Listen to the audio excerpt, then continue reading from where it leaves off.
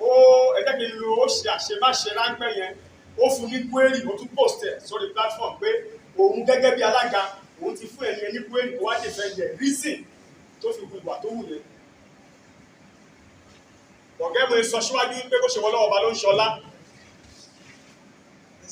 Ọlọ́run jọ̀ọ́ kó má jẹ́ ká dájọ́ lé ìlú lọ́wọ́.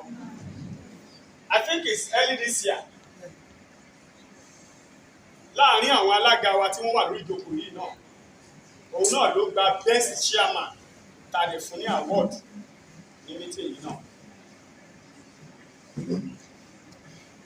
Wípé local government kọ́kọ́ fẹ́ ṣe fíìmù ní rẹ̀jíìmù wa yìí, local yẹn ló kọ́kọ́ ṣe fíìmù tí mo mọ̀. Ní ìwọ̀n bóyá lórí ìṣe lábẹ́lẹ̀ tí wọ́n fẹ́ kí n mọ̀. Bọ̀tẹ́ẹ̀lì mọ̀ sí local yẹn ló kọ́kọ́ ṣe fíìmù. Bí local yẹn ṣe ẹ jẹ́ kí n lo kéré níwọ̀nba because Ìjẹ̀bú Igbó heavy ju local yẹn lọ.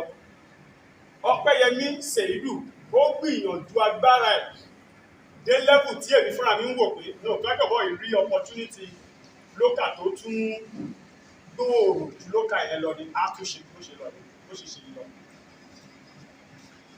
Ṣùgbọ́n lọ́pọ̀ ìgbà tá a bá rìn tá à ń lọ tá à ń káàkiri Ọlọ́run á dẹ̀ máa wù wá pé wọ́n máa ṣe tó wù kẹ́mi máa ṣe èmi ni mo mọ̀ pé máa ṣe.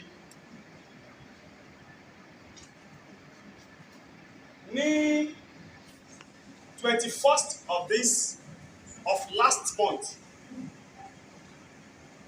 ní ọwọ́ ọ̀sán mọ́rọ̀lẹ́ ni wọ́n kàn pè mí wípé wọ́n ní Ọpẹ́yẹmí seidu nínú èèyàn ṣe máa kú bẹ́ẹ̀ yẹn kò possible.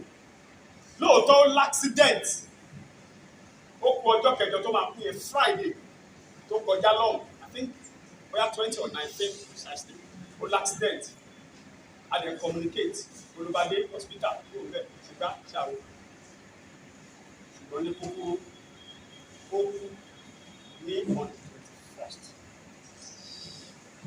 Ẹ má bínú pé mo wá ń yànnàná ẹ̀ díẹ̀ bó ṣe ń dùn mí àti wípé àwọn bá a ṣe kéré lọ́jọ́ orí yìí náà àwọn èèyàn ti kú tá a ti mọ̀ àti lẹ́bí tó kú àti lọ́mọ ìyá tó kú.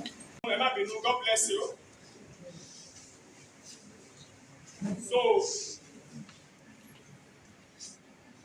ẹ jẹ́ ká dìde ìṣẹ́jú.